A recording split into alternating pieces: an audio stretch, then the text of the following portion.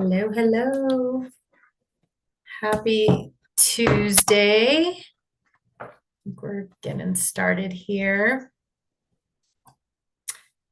All right. Well, give in the chat, let me know where you're calling in from. It's so good to have viewers ready to go, ready to watch our training today. I'm going to hit record and get going. Let's see.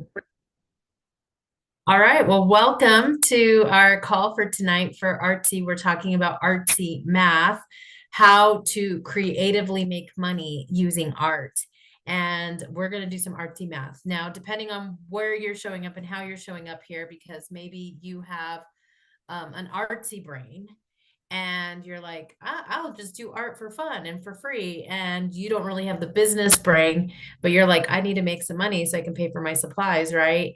And we're going to fill in that gap for you. Or maybe you are money motivated and you are thinking about making money and how you can actually make money doing paint parties.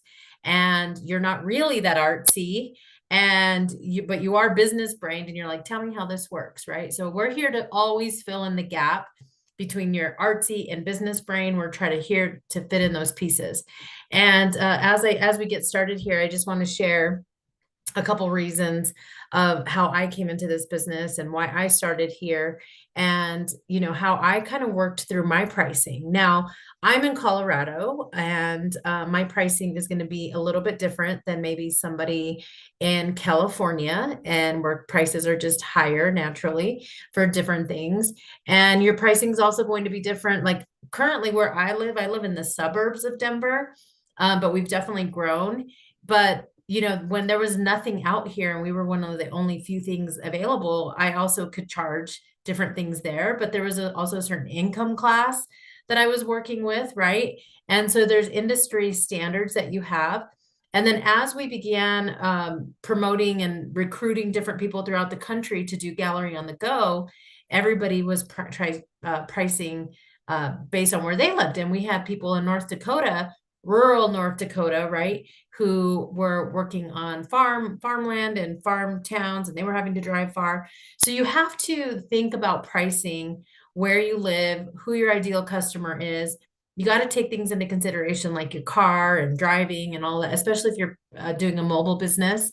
And so, by the way, I keep remembering when I do these calls that not all of you know my entire story, and that I do mobile painting parties. So I don't actually own a studio. And so I'm always talking to you guys from my home office, because this is my office, is my home office. And then I go into places and I do painting parties. So I started 14 years ago. I've been doing this business for 14 years, and I've been doing paint parties pretty part-time that whole time. I mean, there are a couple of periods where I would say full-time. I remember doing 14 parties in 1 month, in the month of December. And yeah, it was pretty full-time to be doing that. But nowadays I do anywhere from 2 to 4 events a month. Right now, at the time of this recording, I'm doing one event, and it's actually coming up in just a couple of days. And right now the count is at about 150 people. So do the artsy math on that event. It's going to be a really good event. And I'm super excited for that event, and I'm super prepared too, kind of, sort of, in a way. Well, anyway, let's get going because it's a Tuesday night, and I'm sure you don't want to be on this call forever. And maybe you're just popping in your headphones while you're washing dishes or something, or driving, and want to learn more. So let's just get straight to the point, because you're like, show me the money. So I do have a little screen. If you haven't been on my calls, I like to do a little PowerPoint to join in on the call with me sometimes, so that you can kind of see the screen here. So yeah, so confidently, pricing your parties. You want to be able to price your parties confidently is what I want to tell you all about tonight. And first, I thought I'd start with this kind of screen here to show you just what a paint party looks like. I don't know at what point you're joining this conversation, but this is kind of an amazing size party, a lot bigger than 10 painters. I would say there's about 40 painters in this room here, and maybe more, 5, 10, 12. It looks like 46 48 painters maybe. And this is in a conference room, a hotel banquet room of some sort, right? And what you see here are easels and water cups, tablecloths. And the first thing I'm going to talk about are your costs to do a paint party, right? Because that's what you need to consider when you're doing a paint party, and what the costs that you see just for this event that you can physically see are your direct costs for this event, right? Are the easel, I'm sorry, are the canvas and the paint and that tablecloth. That's everything that costs you money in that moment. And then that's disposable, right? That's going to go away. But the fixed costs, or what you're going to invest in, are those aprons, those brushes, those palettes, and those water cups, right? Those are things that you want to be able to use over and over and over again. And so you have direct costs and indirect costs, and that's what I want to talk to you about right now. So talking about those direct costs, you got to think of those permanent supplies. And that's why we teach you to invest in good quality supplies. I've done some trainings before where I talk about brushes and things like that. So if you haven't watched my videos, go watch the supply overview video where I talk about having good quality brushes, right? That you're not going to keep spending money on those things. You want to keep using them over and over again. So things that you want to invest in are easels, palettes, aprons, brushes, and then the disposable costs are going to be like those napkins and the tablecloth and the canvas panel and the paint, right? Now, I estimate that a cost per person is anywhere from $2.50 to $4 per person. Now, how does that range? Because depending on the canvas that you provide, sometimes I provide wood, sometimes I provide canvas. I like to bring fun props. My party on Friday for 150 people, I'm bringing these fun heart sunglasses and this fun backdrop. I invested a little bit more to make that event a little more fun, right? So my cost for that event just a little bit higher, but that's okay because the profit on that's going to be like about $3,500. And so other things that can directly impact that event are hostess gift. We encourage you to take a present for whoever offered to have you in their home, and travel expenses, the mileage or the gas to get to your event. Now, I drive an electric vehicle, so the electricity, right, to get to that car. Sometimes if you've had an event at a venue, like a bar is letting you use their space, there might be a fee to that venue, right? I've done events at bars where I've offered to buy every customer a beer or a cocktail at that bar so that that bar wants to let me come use their space for free, maybe. So every venue has different costs associated to it. You want to find the free venues, but some of them do charge. And then you always got to think of some of these back costs that you don't see. Payment processing fees is a great example. So if someone's going to pay you $30 to come paint, that you're going to pay, 2 point whatever percentage, those credit card fees.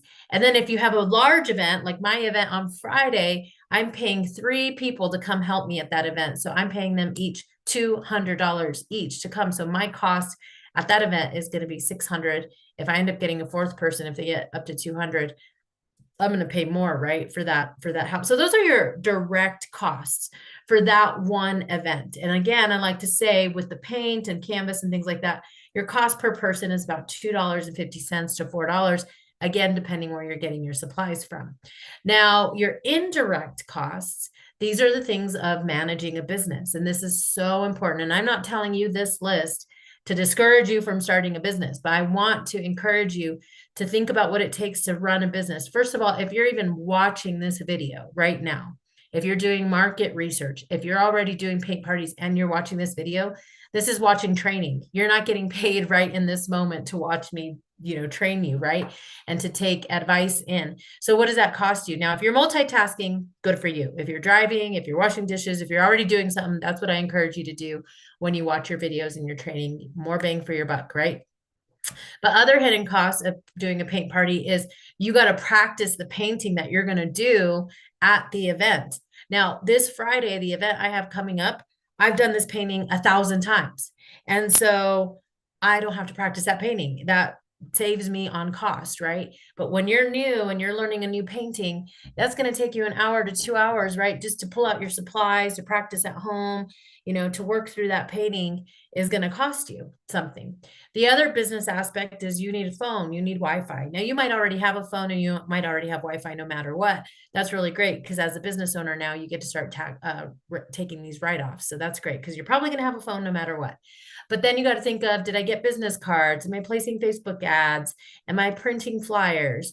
Any software subscriptions, right? Like if you use Canva, if you use Zoom or, other subscriptions to run your business for whatever reason, our Artsy members, we try to offset some of those costs. So we have a paid Canva subscription, and we have some other subscriptions that we help our members with. The other thing is administratively, for you to pick up the phone and talk to a customer, for you to send an email to that customer. All of those things cost you time, right? That's time. So you need to remember that time. And then if you need insurance, business insurance, if you need event insurance, those things cost. Water to wash your brushes, electricity to store your supplies, and storage rooms to store your supplies, right? All these things are kind of the back end costs. And of course, you're going to have taxes as a business owner. And depending on the time of your business, you might also have tax write-offs, which is a great part of having business. So I like to tell you those costs ahead of time because those are the things you need to factor into your business. So for example, your direct costs you can attribute directly to that particular event. Your indirect costs, you can bundle them up for the month, right? And say, okay, well, it costs me this much to have my business per month. And then you divide that by how many events you have. And you can say, okay, well, on average, maybe every event is going to, every event is going to cost me an extra $35 or something like that to run this business. If you do 4 events a month or something like that, right? So only you can calculate your costs. This is just me giving you an example of what you're going to do, and I can give you industry standards, right? So as we keep going along and do the math, and by the way, I am not a math person. This is why I'm doing the slideshow, because you're like, what numbers, what percentages, right? You can definitely get lost. And don't worry, I'm going to do some quick artsy math for you at the end here to tell you what your profitability can really be. So hold on there if you're wanting to know. But I like to give you the meat behind the business tutorial here.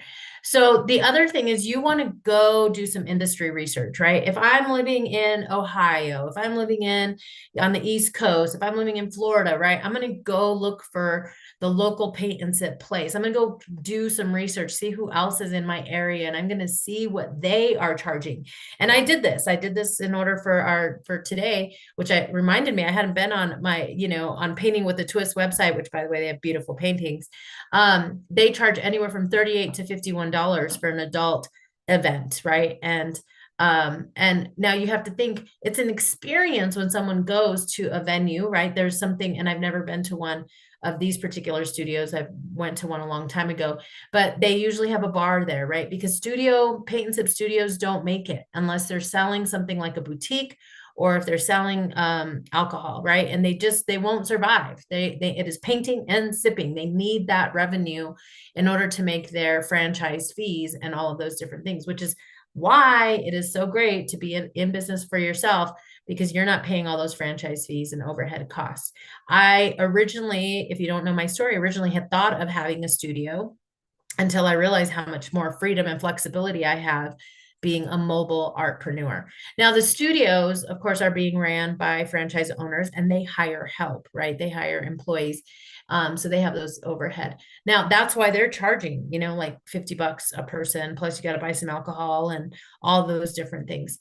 Now, if for mobily, I know, and I just know by being in the industry, people charge anywhere from $20 to $60 a person. That's a pretty hard, big range. When I first started, our first price was like $15 a person because we had no idea what we were doing. And then I raised my price to $26 a person because there was something about the math that's not necessarily 25, it's 26. Today, I pretty much charge $30 to $35 a person, and I have minimums. And so I'm going to talk to you about a minimum, and that is something that you absolutely want to have. So I don't go anywhere for less than $350, $375 sometimes, right? And sometimes I'll do a 10-person party for $300. It kind of just depends if it's a repeat customer or something like that. But for the most part, my goal is to always make anywhere around $75 to $80 per hour. That is my personal minimum. And you can totally take my same standards and copy them. But years ago when I first started, I was kind of desperate, right? So I was like, yeah, I'll do a 7-person party, an 8-person party for $26 a person. And our tagline at the time, and still is for Gallery on the Go, is creative, affordable, fun.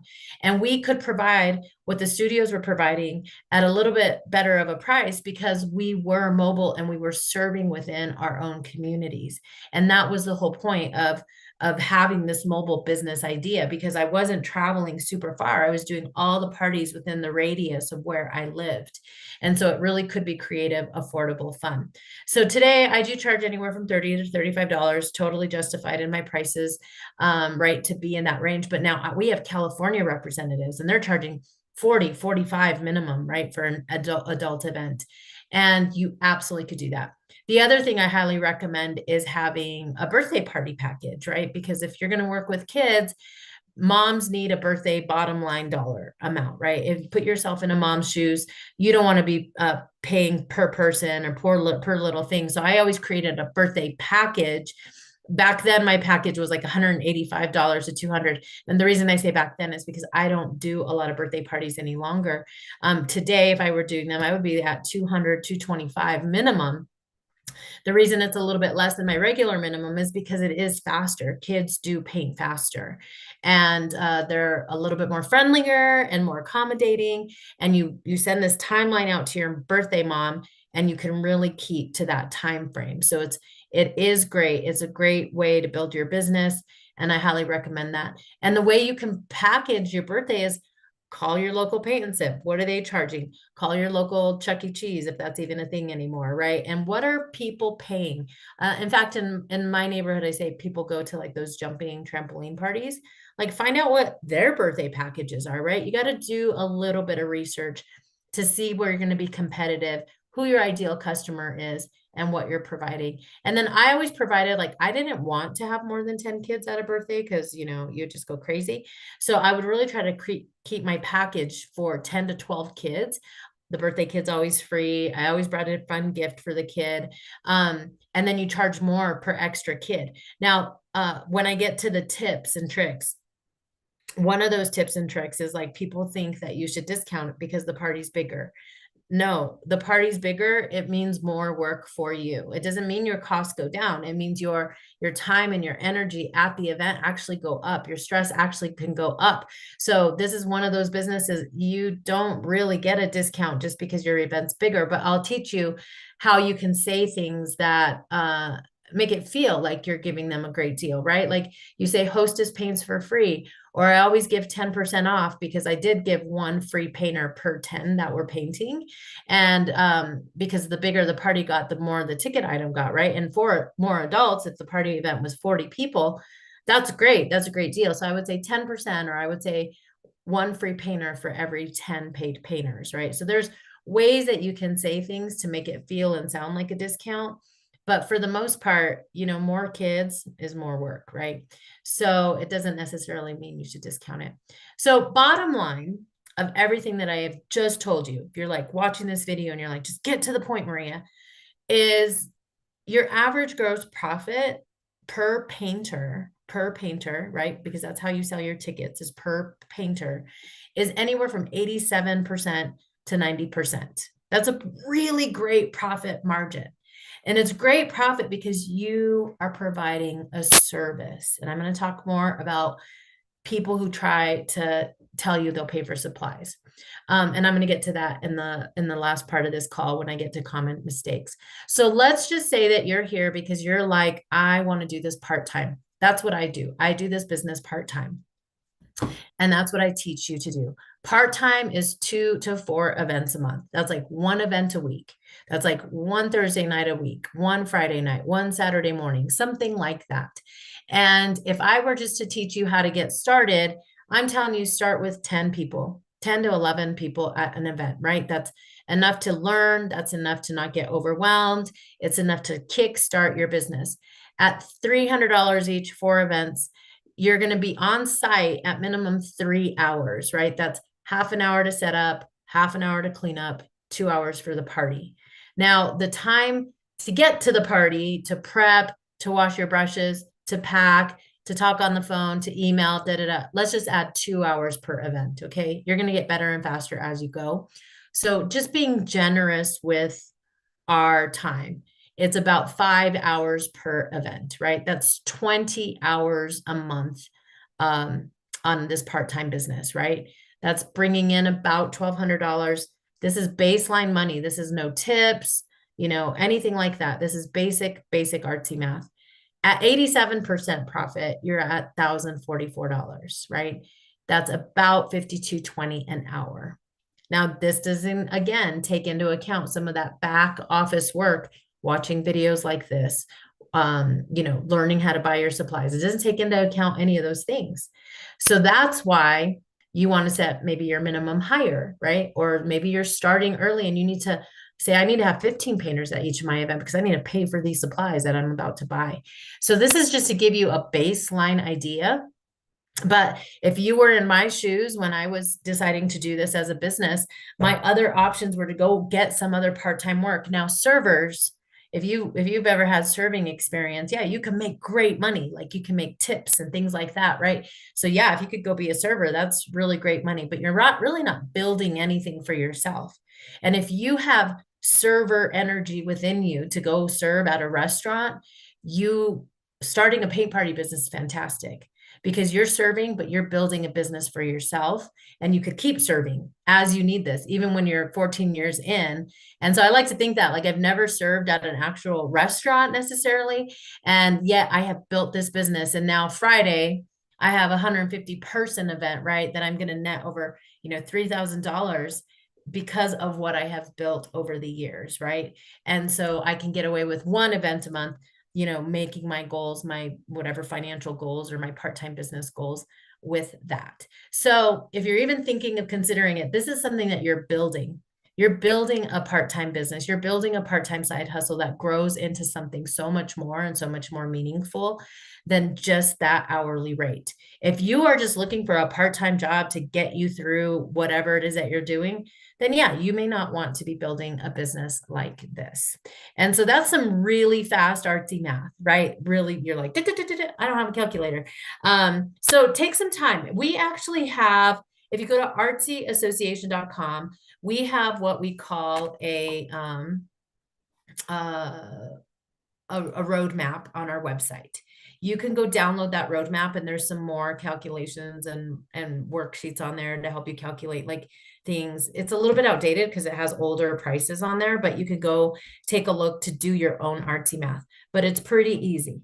It's easy, even if we're artsy people, so we don't want to complicate it, right? So you want 10 people, 10, 15 people at your event. You're going to charge $30, $35 per event, right?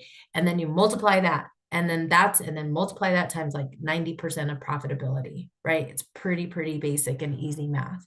So calculate how many events you can do a month. Can you do 2 events, 4 events a month? Now, this is the part of building your business, right? You got to get the word out there. You're not going to start today and have 4 parties right off the bat. Some of you might, if you're networked and connected. It's not as hard as it once was, for sure, because more people know about it. But we do live in a celebratory culture. And so again, go watch some of my old my other training videos, right? 99 reasons to party. This video right now, I'm in January. I could book 3 or 4 Galentine events coming up next month. That you probably could too, because Galentine's Day, people love that type of event. All right. The last part of my conversation that I want to have with you is about common mistakes to avoid. And this is the business coaching that I want to offer you.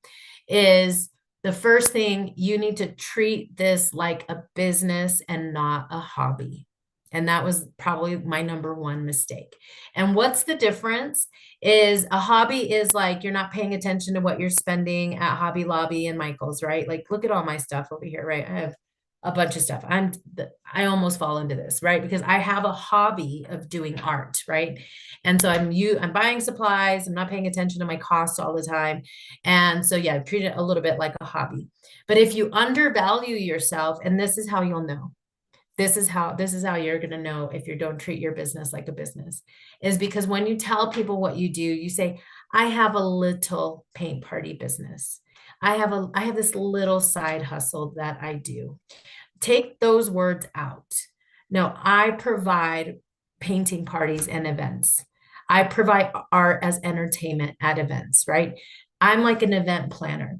Now, I didn't get here right away. I didn't have all this confidence right away. It definitely takes time because you have to get over that imposter syndrome that you're not an artist. But if you're a really awesome event planner, go see what event planners are charging to plan a wedding or some other fancy event, right? So you are offering a professional service and you need to value and treat yourself as such, especially if you're going to be confident in giving someone a price. Now, part of that professional service is when someone says, hey, I have a group of 50 coming into town and it's an association for whatever reason. Can you give me a price? Okay. A professional service puts together an estimate, a proposal. Here's some pictures, right? We teach you how to do that at the Artsy Association. We don't just phone call and be like, hey, yo, I'll charge you, $1,450. No, we send over a professional looking proposal so that we look legitimate, right? And we have legitimate email addresses, not necessarily a Gmail. I'm not trying to knock Gmail, but you've got to look professional and treat yourself professional, even if you're doing this part-time. The next thing is you're going to be asked to donate parties a lot, or what can you donate? And can you promote yourself? Can you donate a goodie basket, or can you donate a party? That's a big ask for someone to ask, especially when you know you're valued at like $300. But sometimes it is worth it to donate a party if it's going to put you in front of new customers. You got to balance that out with where you are in your business and when to do that and how often to do that. I have made some big mistakes in giving free parties away. And by doing that, I've traveled outside of my zone of where I want to go. People don't value free very often. And so I show up to a party and there's a bunch of people who didn't pay and didn't value what I was doing. And so be careful with when you make donations and you're giving away any part of your service. And the other part is you're going to get people who say something like this. If we provide all the supplies, will you come and instruct? Immediately, you can tell sometimes these people, saying it or not saying it, don't value the service that you're providing, because anybody can go figure out that it only costs $3 a person, $5 a person to do a paint party. And they undervalue the fact that you had to learn how to paint, that you had to build confidence to learn how to paint that you had to read instructions, you had to print those, you had to buy ink for your printer, that you had to play with that paint and go wash your hands after the bottle of paint blew up on you, right? They don't know all of that has happened. And so, and I'm not saying there aren't some, because, I've worked with like, say, the Boys and Girls Club, and they do have paint and they do have canvas panels and things like that. And they are looking for a discount, right? And so some of those services can be more volunteer efforts on your part. But for the most part, when a customer's like, yeah, we want to just pay for all the supplies, how much would you charge us to come out? It's like the same price. It's still my time that I'm trying to make, right? It's still $300 for me to come out. So you may as well just let me bring the supplies, right? And plus, I like to use my own supplies. I know what brushes I'm bringing, what canvas panels I'm using, and I'm familiar with my own supplies. All right. The other mistakes to avoid is, just cheapening your service. I just gave you all the costs to run a business. So you want to be making $50, $75, $85 an hour, and you don't have to feel bad about that. Also, common mistakes to avoid is don't try to underprice other people. Something that I absolutely love about my industry and this industry is I am not afraid of competition. Just today, I had a message to people to see if they could take a party, because we have a consumable product. And if you provide great customer service and someone else is willing to do that party for $15 or $20, just let them. let them, right? You separate yourself from your competition based on the quality of work that you provide, based on the way that you show up, based on the fun that you provide on the event. And let people undercut, right? If there's other people in your area. We have an association and we have kind of like this gentleman's agreement, right? Of we're trying to charge our prices and we don't compete with one another because we're friends and we want to call each other actually when we need to borrow each other's supplies. So don't try underpricing someone and undercutting, because all you're doing is cheapening the service and cheapening the industry as a whole. The other part about that is keeping consistent pricing. So I do range anywhere between 30 and 35 seasonally. If I'm really jam packed, I'm going to charge some more during my peak seasons. And I try to just be consistent in my pricing. And I have learned that this comes to bite you back, because sometimes you're like, I'm going to give this person a good deal because I might get in there later, right? So you need to say, this is a special price just right now because it's an introductory price for whatever reason. And but then they come back and they're like, remember when you charged me that much? You're like, oh yeah, but I've raised my prices since then, right? So don't try to, try to keep your prices consistent. Try to keep your specials consistent. So if you always let the hostess paint for free, keep that consistent as well. The other mistake to avoid is not having a minimum. And this is especially if you do in-home parties for, say, women, right? And your hostess is like, I have 15 friends, they're all gonna come, da da da da da. I promise they're gonna pay you cash when they come, right? Nope. Say my minimum is $300. I need 10 people to come and I need 10 prepaid before I get there, or I cannot come at all, right? And listen, if people are going to go buy tickets, if Elton John comes into town, they're going to figure out how to Venmo you. They're going to figure out how to charge that credit card. So when people are like, we just pay for everything cash. No, not true. If they were going to buy a concert ticket, they would have to pay in advance.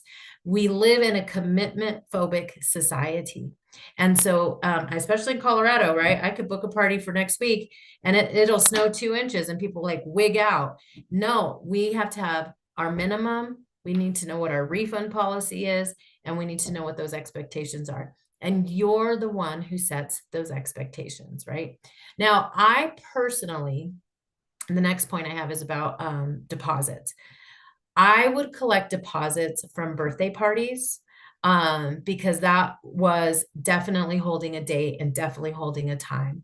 Now, it's very rare that a mom will book a party with you and not hold it, but by paying a deposit that was not refundable, it definitely held that date and time. And it did hold true that there sometimes would be like, my kid decided they want to go to Chuck E. Cheese.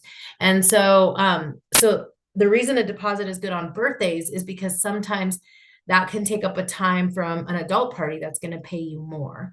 And so the deposit is a really, really good idea. I no longer really do kid parties, so I don't do that. I no longer collect deposits, but I do sell my tickets in advance, and I do have deadlines for when payments need to be made. My next piece of advice is for when you have company events. And I only have a couple more points, by the way, if you're holding on for the call. And so, for example, my event on Friday, so far, she's told me we roughly have 150 people. I will send my invoice on Wednesday, 2 days before. And the reason I do that to companies, especially people who've been collecting tickets, is because I know people will not come. And I know sometimes more people will come. So I bill them for the final number, and that is what is due. And that is what I have planned for. That is what I have prepared for. And then I let them know in advance, hey, I have 5 extra seat place settings, or, this is the max that I can have. But the day of, I already know like 10% aren't going to come because it snows, people get sick, da, da, da, right? But I've already billed them because I've paid for my pre-staff, I've paid for supplies. And so that is totally appropriate. Now, compare yourself to like a food truck. Right? If a food truck's going to come out to an event, they have a minimum. They also have to be paid ahead of time. They got to pay for some of their food and stuff ahead of time. So treat yourself like a real business. Do invoices. Be professional. Let's see. The last 2 topics I really just have are sales tax. Now, it depends on where you live. You got to look at your sales tax and what is owed. So if you're charging a flat rate of $30, you've got to know if that's including sales tax or not. sales tax is changing all over all the time. And I'm not going to give you advice on where you live. You need to go look that up for yourself on whether or not you charge sales tax. Along with that are credit card processing fees. If you use something like Eventbrite, you can pass the credit card processing fee on to your customer. So the $30 ticket price plus the $2 credit card processing fee gets put onto your customer. Totally up to you if you're doing that or if you're going to eat some of that cost. If you're trying to be professional using like PayPal or Venmo or Zelle doesn't charge, by the way, is pretty good. It's up to you if you want to use some of those services, and they all charge a different range. And whether or not you're passing those costs along to your customer, sales tax is totally appropriate to pass on to your customer. You just got to make sure you're filing your sales tax reports. All right. And the last thing I want to share about pricing is, especially in the industry right now, you can upgrade wood, charge more. You can, and by the way, wood and canvas, similar cost, but you can upgrade. A larger canvas, you can definitely charge for more if you're doing wrapped canvas instead of flat panel canvas. You can do custom art. If you're offering to a custom piece of artwork, make sure you're charging for that. If you're going outside of your service range, charge a travel charge. And then the other part are fun things like using specialty paint or glow parties. There's a lot of special, fun, unique things out there that you can be charging and adding on to your events. All right, so I feel like I've talked 1,000 miles a minute, and I have not checked to see if you guys have any questions. So no questions have come up on the YouTube stream here. I'll give you another second here to see and catch up. But I know that's a lot. Like if you're an artsy person, you're like, ooh, math makes my head hurt. I understand that. And that's why we're here to kind of help you out pricing some things so that you can feel confident in the way that you're pricing. And I want you straight out the gate. If you're newer, you own this business and you get to set those expectations. The industry, me, people in my industry, we have set the way for this, for you to be able to confidently price this, and you can charge what you are worth and what this service is worth. And I can't wait for you to make extra money and meet your goals and build a business and create a life you love using art. All right. Well, you guys have a great night, and I will see you in the next video coming